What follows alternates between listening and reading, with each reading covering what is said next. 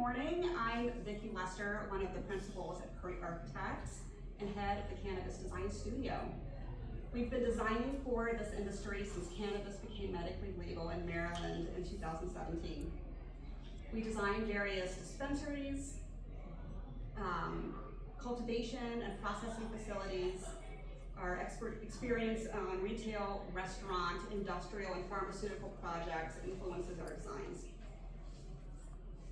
So, make sure you're paying attention because there's going to be a quiz later. All right? Let's talk about essential things to consider when searching for your cultivation location. Any old warehouse would be perfect for your cultivation facility, right? Oh, yes and no. It depends. Come on. Hi, come on in. Come join us. Some of the questions are, how much capital do you have to fix problems that might come up later during construction? If not planned for, it can be catastrophic for new grow plans. It's better to be proactive. Get a due diligence study done to ensure the building is the right fit, and uncover on any possible challenges to be prepared when you start construction. Before looking at the property, make sure you have an experienced commercial broker to represent you. The goal of the building owner's broker is to look out for their client's best interests, the landlord, not yours. Your broker is going to understand the lingo, make sure you are not being taken advantage of, and handle all negotiations on your behalf.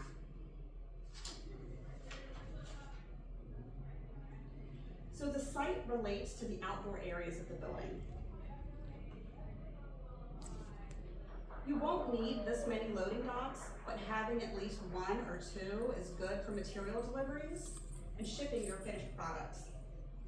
If you find a building with more docks than you need, they can either be locked and not used, filled in, or repurposed. One of our clients has a dumpster sitting right at one of their overhead doors to make waste disposal that much easier. Does the grade fall away from the building or towards it? Water infiltration is the biggest enemy of any building. Observe what the ground is doing around the building. What I'm showing here is an extreme example, but a good indicator of what to be careful of. In a heavy downpour, water will pool against the building and come in at each windowsill. As you can see on the picture on the right, there is evidence of water damage under the window. In this case, the landlord tried painting over it, but it is obviously an ongoing issue. The paint is bubbling, and there is mold growth at this location. Our client had already taken possession of this property by the time we were brought on the team. So unfortunately, it was too late to look for a different location based on what we discovered.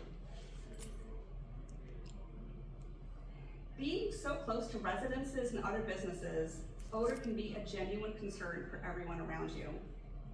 Planning for good filtration and odor mitigation can significantly reduce smells from traveling too far.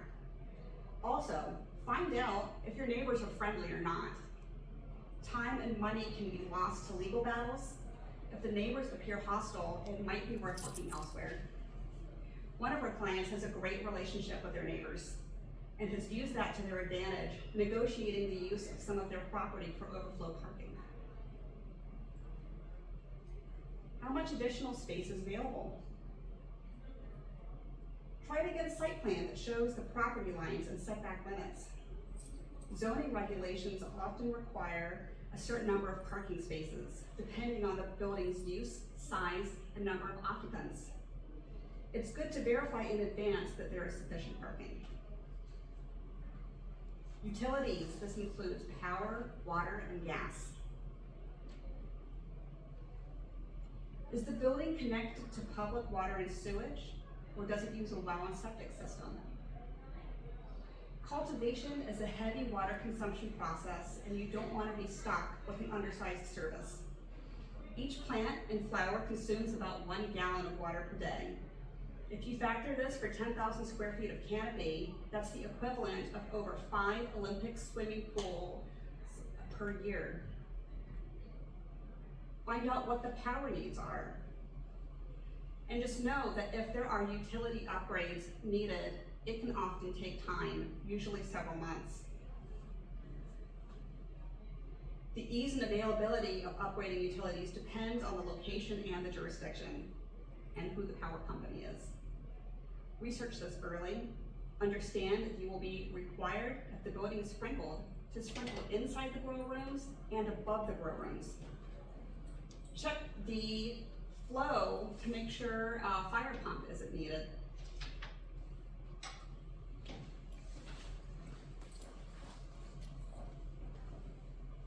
Find out what the previous use was of the building. Was it used for manufacturing or just storage? A good power supply is likely available if the building was used for manufacturing. The power supply is probably inadequate if it was just used for storage. The property in this example photo is a machine parts manufacturer. They have 6,000 amps available for this 13,000 square foot building. More than adequate for a cultivation facility. The shell building. This is the bones of the building. It includes the exterior walls, floor, roof, and structural elements before you start customizing it for your new grow. Find out the building's age. If the building is older than 1978, it might be worth asking the landlord to conduct an environmental study to identify potential hazards. The landlord or property owner could be responsible for remediation and abatement as part of your negotiations. Here, our team identified insulation that looks suspiciously like asbestos. This was in our report to our client, who was then able to negotiate that the landlord provide testing and abatement. Once again, determine the previous use of the building whenever possible. Try to identify if hazardous materials were stored or manufactured there, and if there are any contamination concerns. The picture on the left shows that contaminants are present on the premises. The picture on the right indicates that BP, British Petroleum, occupied the building at one point. We asked the landlord if any hazardous materials were stored on site for the BP picture. They said that this was where offices only were located, and a neighboring building stored the contaminated materials. Check for signs of water infiltration and mold. Grade issues are not the only way water can infiltrate a building. Damage to the roof and leaky pipes, among other things, can cause damage and mold growth. As you can imagine, this can be detrimental to a successful cultivation operation. Get on the roof and look for signs of damage, debris, and clogged drains. As you can see on the picture on the left, the corner of this roof membrane flipped up and now compromises the roof. This may have gone unnoticed if we had not gone on the roof to check its condition. Look for signs of structural damage or failure. If you see signs of possible structural issues, bring a structural engineer to investigate further. They can tell you whether these observations are truly a cause for concern, and if so, they can provide solutions for those issues. Some older warehouses were built before certain building standards were created. A warehouse we worked on showed visible signs of the roof buckling in an area where the roof transitioned from a low roof to a high roof. Back then, snowdrift was not accounted for in structural calculations. Decades of snowdrift were evident, and that portion of the roof needed reinforcing. Look for hidden opportunities. Many warehouses have large CMU walls dividing up the building, or they may be from additions over the years. Look for filled-in openings. These are typically structurally sound and can easily be reopened if you need to add openings to your new layout. Verify the roof structure.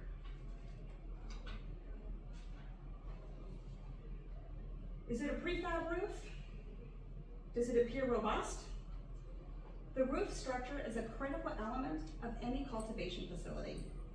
Insulated metal panel ceilings, vertigation piping, lights and other equipment hang from the roof.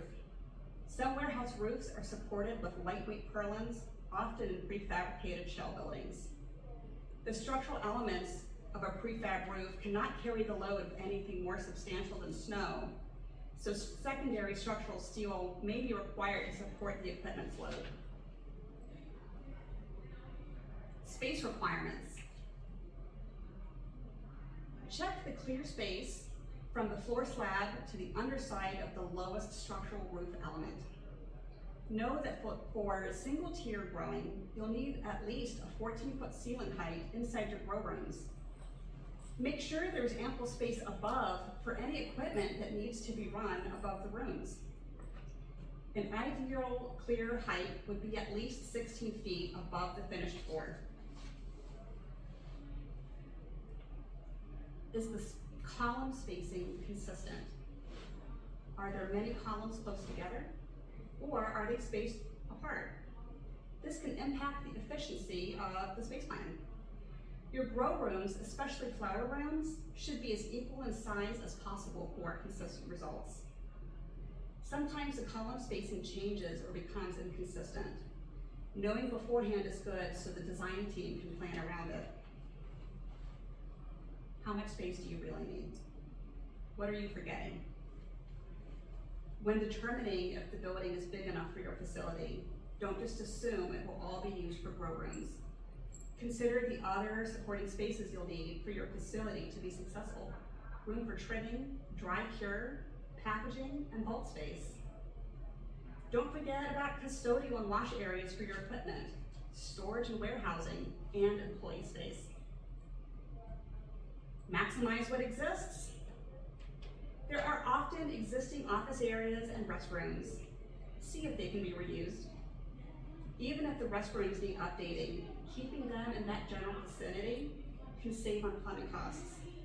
You will often find existing mezzanines. These are ideal for staff and office areas in the upper part, and underneath, they can hold program elements where high ceilings are not critical, such as custodial spaces, locker rooms, and even laboratory space.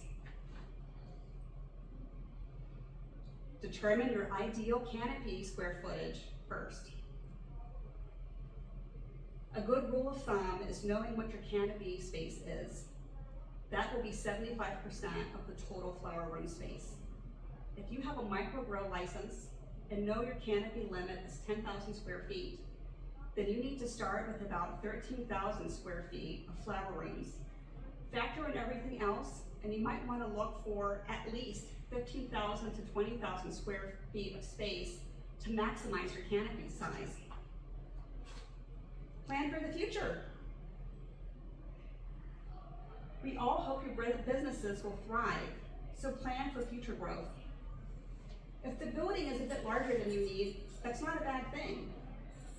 If you plan to occupy a space in a building with multiple tenants, talk to the landlord and ask about the possibility of future expansion into the neighboring spaces. If you're buying a building, examine the plot to determine if there is space on the land for potential additions. One of our clients evolved and grew their business with their building.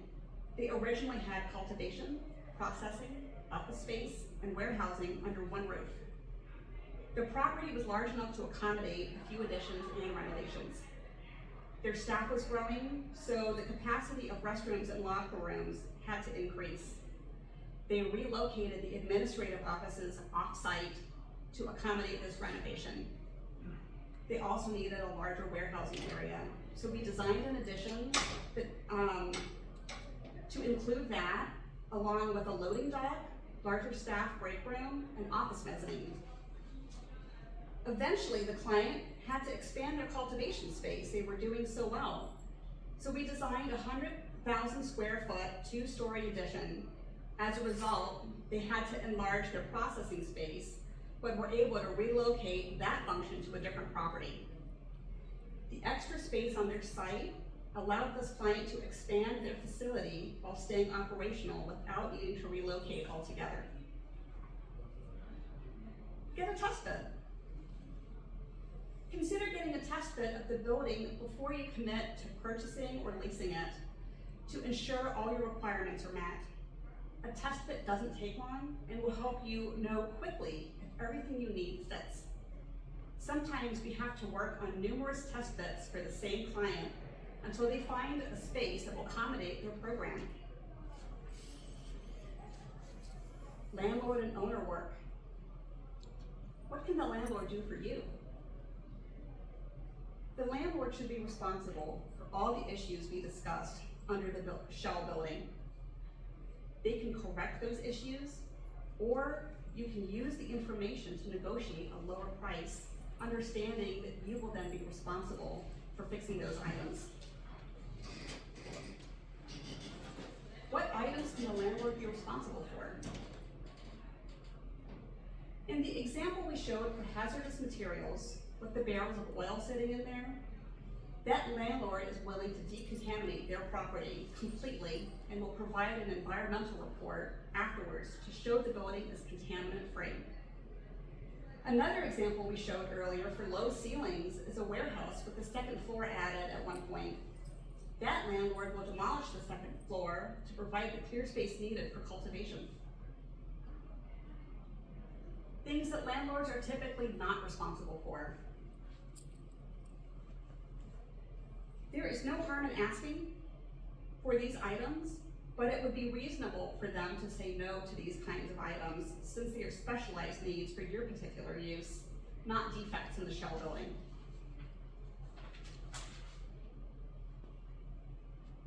So, I did say at the beginning, there is going to be a quiz.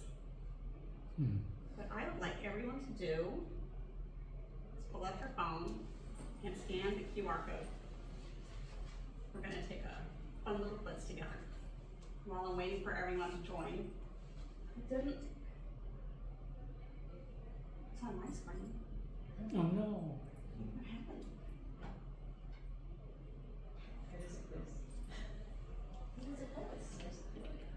Was the rest of the slideshow working? Yes. Everything else is there. Is it only connected to PowerPoint?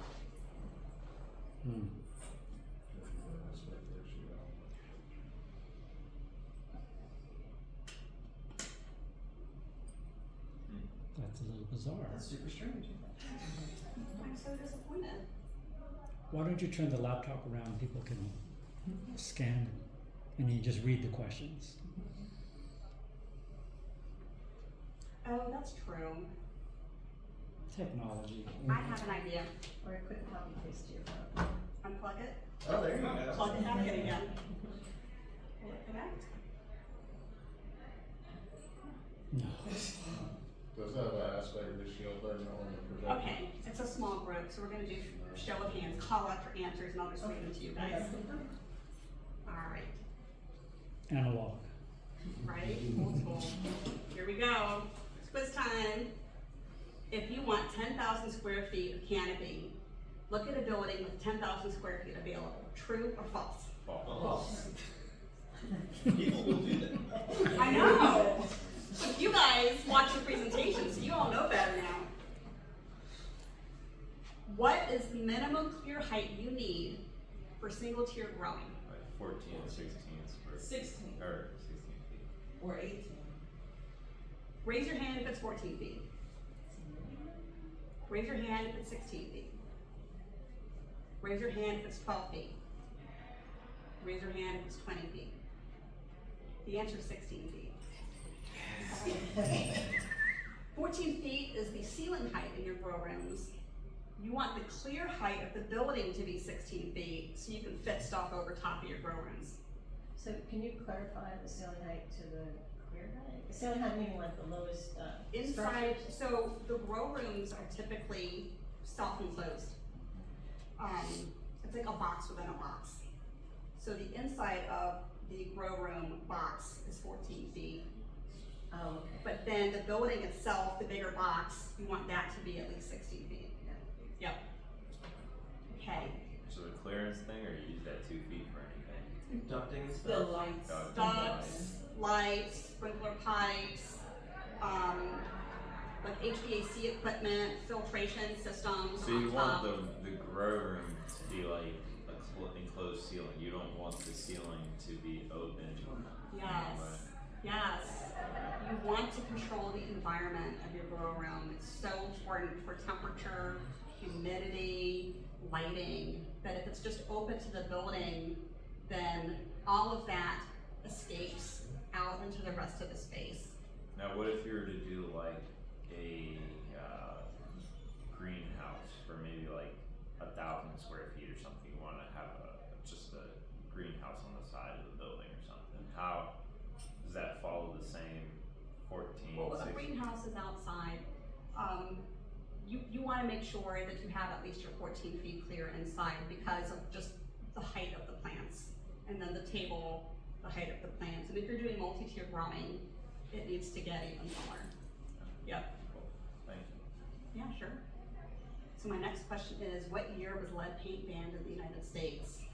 Raise your hand if it's 1964. 1982. 1978.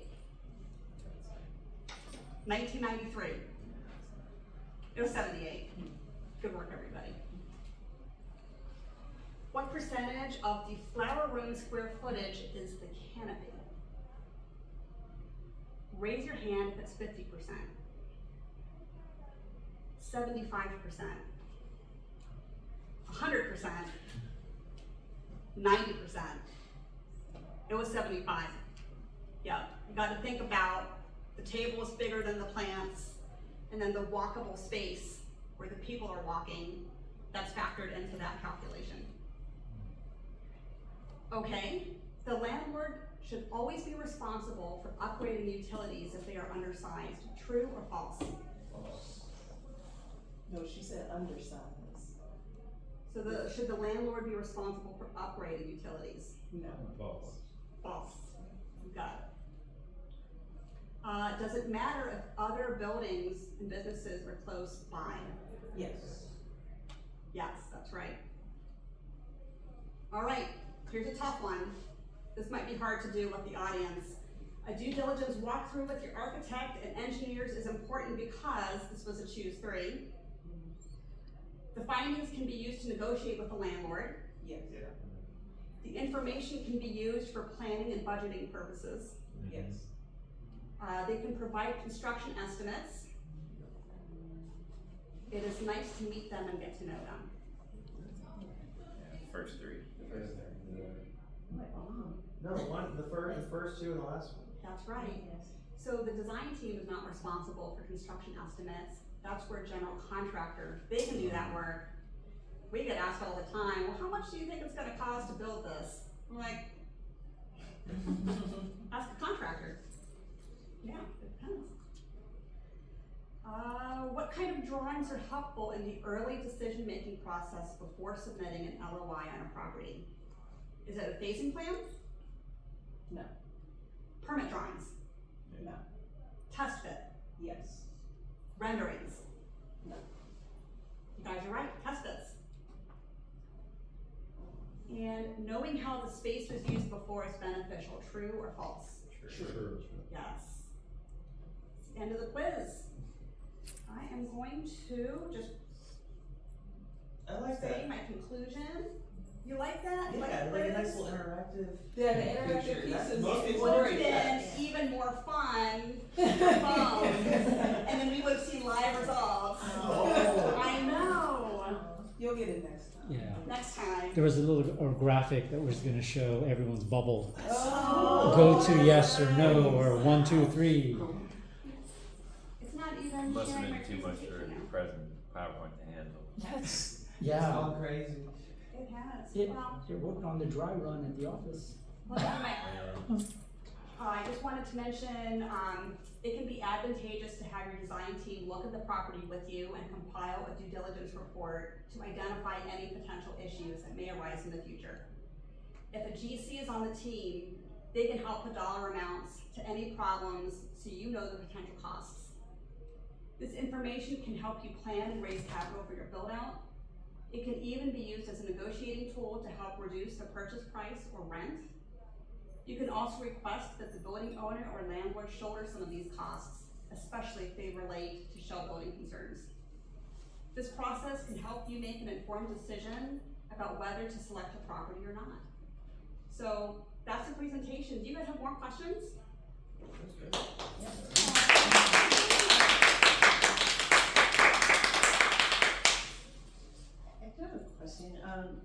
gonna ask if you could put up the slide again for the percent of floor space for each category, but I don't know if you can do that. Or maybe you can just tell us. 75, 10. And is this Oh, recording formula? gonna be like Yeah.